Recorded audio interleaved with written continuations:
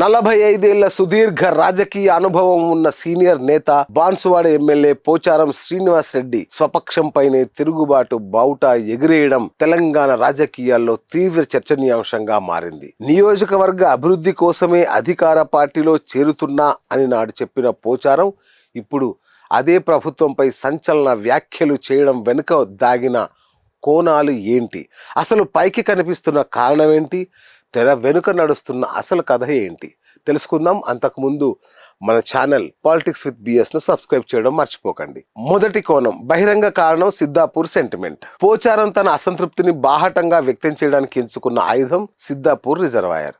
ఇది కేవలం ఒక ప్రాజెక్టు మాత్రమే కాదు, తన నియోజకవర్గ ప్రజల సెంటిమెంట్. సిద్ధాపూర్ రిజర్వాయర్ పనులకు నిధులు మంజూరు చేస్తారని ముఖ్యమంత్రి స్వయంగా మాట ఇచ్చి తప్పారని పోచారం ఆవేదన.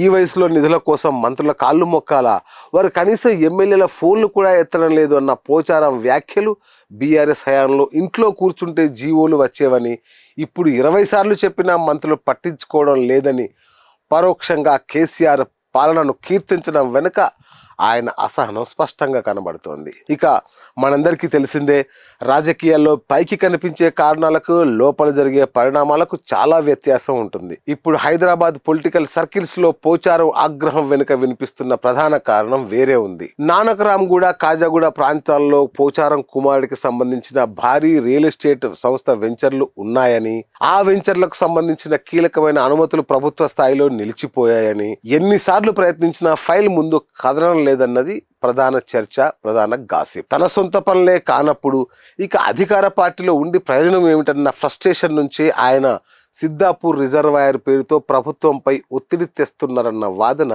బలంగా వినిపిస్తోంది. మరి అనుమతులు ఎందుకు రావడం లేదు అన్న దాని వెనుక మరో ఆసక్తికరమైన కోణం ఉంది. ఇక అప్రకటిత నియమాలు కొన్ని ఉంటాయండోయ్. హైదరాబాద్ లాంటి మెట్రో నగరంలో భారీ నిర్మాణాలకు అనుమతులు రావాలి అంటే పరోక్షంగా కొన్ని అప్రకటిత పన్నులు, అంటే పొలిటికల్ ట్యాక్స్ అనుకోండి, చెల్లించాలనేది బహిరంగ రహస్యం. మరి ఈ సీనియర్ నేతకు ఆ తిప్పలు తప్పట్లేదు. తాను పార్టీ మారిన సీనియర్ నేతను కదా, తనకు ప్రత్యేక మినహాయింపులు ఉంటాయిలే అనుకున్న పోచారానికి సిస్టమ్ మాత్రం సార్ అందరికీ ఉన్న రూలే మీకు వర్తిస్తుంది సార్ అని స్పష్టం చేసినట్టు తెలుస్తోంది. ఆ ట్యాక్స్ చెల్లించకపోవడం వల్లే అనుమతుల తాలూకు ఫైలుకు మోక్షం లభించలేదు అన్నది టాక్. ఒక సీనియర్ నేత తన 45 ఏళ్ల రాజకీయ జీవితంలో ఇలా బహిరంగంగా సొంత ప్రభుత్వం పైనే, ముఖ్యమంత్రి పైనే విమర్శలు చేయడం వెనుక కేవలం నియోజకవర్గ అభివృద్ధి మాత్రమే లేదనేది పుకారు.